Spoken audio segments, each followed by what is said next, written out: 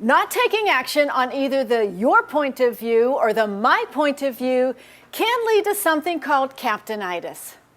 Captainitis is when your team members will unconsciously or consciously not take action, not take responsibility or accountability for the consequences of the decision. It started back after the World War II fighter pilots became commercial pilots. You see, as fighter pilots, they were used to making snap decisions, not doing any sort of team building, just make a decision, go, and nobody questioned this. When they joined the commercial world, they kept the same culture. They made their decision, and heaven forbid any member of the crew would question it. Because of their overbearing, intimidating attitude, the crews then realized there's no sense to questioning it. Case in point, 1982, a cold, snowy day at what is now Ronald Reagan Airport. The co-pilot and the captain are going through their pre-flight checklist. Co-pilot says anti-ice, the captain says off.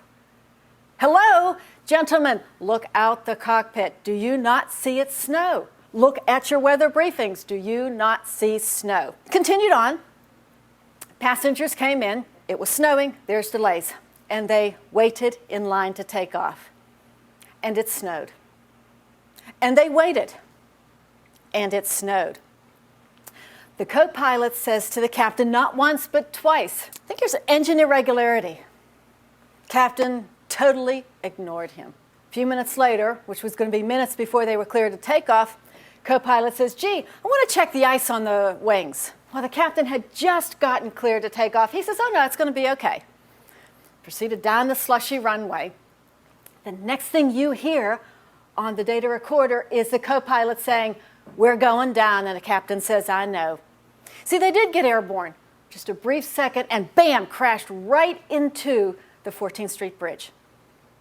78 people lost their lives that day because the captain did not give any credibility to what the co-pilot was saying, and the co-pilot was not aggressive enough to say, hey, look, stop, we need to check this out. Unfortunately, that was not the worst airline disaster.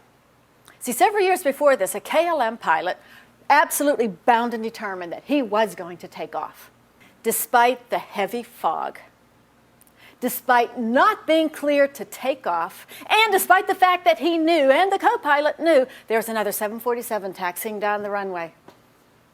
You know, the captain took off. 578 people lost their lives in that fiery crash. All because the co-pilot and the other crew members were not able to verbally stop the captain. To pull back the throttle, slam on the brakes would have been in direct defiance, and you just don't do that. Has captainitis ever landed in your life? You know, it does run rampant in many industries. A captainitis manager knows exactly how to do the job, and is going to tell you how to do it.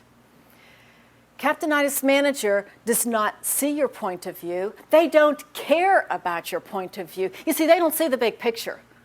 All they see is how it's going to help them and their value. Think of what might have happened, the Washington, D.C. accident, if the captain had given some credibility, given some weight to what the co-pilot was saying, and turned that aircraft around. Sure, the passengers would have been irate. They would have been frustrated, probably would have cursed the crew, grumbled, lost some time, and possibly lost some money.